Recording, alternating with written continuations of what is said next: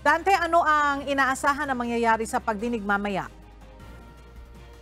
Magandang tanghali, Ella. Inaasahan na magsusumite ng kanyang counter affidavit o kontrasalaysay si suspended Bambantarlac Mayor Alice Go.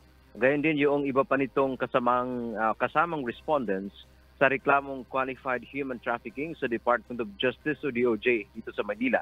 Sabi ni DOJ Undersecretary Nicolas Felix T. noong nakaraang pagdinig, Ella, dahil huling preliminary investigation na rin ngayong araw ang gagawin o mamayang hapon, kaya inaasahan ngang magsusumitan na sila ng counter affidavit.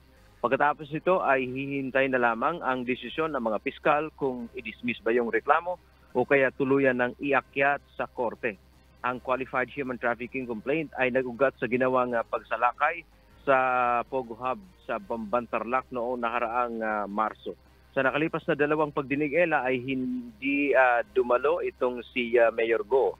Samantala, ating ding kinuna ng pahayag ang abogado ni Go na si Attorney Stephen David kung makakarating ba o kaya magsasubmit na ba sila ng counter affidavit mamayang hapon.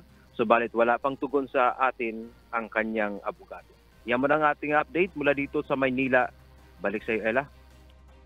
Maraming salamat, Dante Amento.